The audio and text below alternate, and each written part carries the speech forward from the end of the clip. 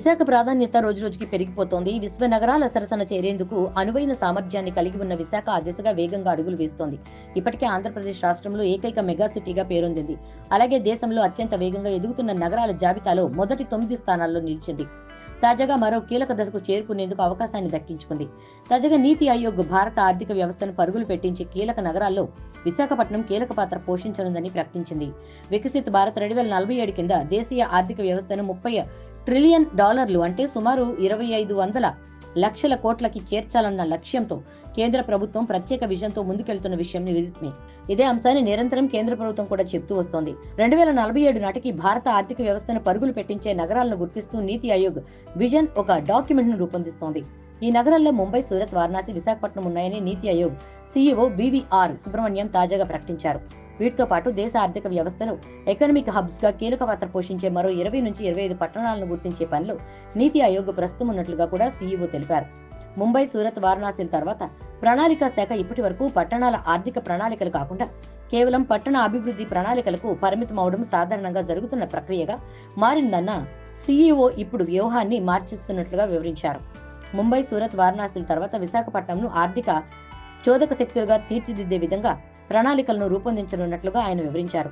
వికసిత్ భారత్ 2047 లక్ష్యాలను చేరుకోవడానికి కేంద్ర ప్రభుత్వం ఇటీవల సూచనలు, సలహాలు ఇవ్వాల్సిందిగా దేశ యువతను కోరింది. అందులో భాగంగా ఇప్పటి వరకు 10 లక్షలకు పైగా వివరణాత్మకమైన సూచనలు, సలహాలు వచ్చాయని, వీటిని ఆర్టిఫిషియల్ ఇంటెలిజెన్స్ ద్వారా క్రోడీకరించి విజన్ డాక్యుమెంట్ ని రూపొందిస్తామని నీతి ఆయోగ్ CEO తెలిపారు. తుది విజన్ డాక్యుమెంట్ వికసిత్ భారత్ 2047ను ప్రధాని నరేంద్ర మోదీ విడుదల చేయనున్నట్లు చెప్పారు. ఐటీ ఆధారిత పరిశ్రమలకు విశాఖ అనువైన ప్రాంతమని నాస్కామ్, డెలాయిట్లు గతంలో విడుదల చేసిన నివేదికలో పేర్కొంది. నైపుణ్యం కలిగిన మానవ వనరులు, మౌలిక వస్తువులు, రిస్క్ వ్యవస్థల నియంత్రణ, startup ecosystem, social living, environment అనే 5 అంశాలను ఇందుకు ప్రాతిపదికగా తీసుకుని ఆ నివేదిక రూపొందించినట్టు అప్పట్లో డెలాయిట్ తెలిపింది.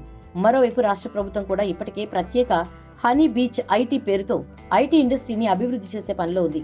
ఆ దిశగా ఇప్పటికే centre of excellence, startup incubators ను పెద్ద ఎత్తున ప్రోత్సహిస్తోంది.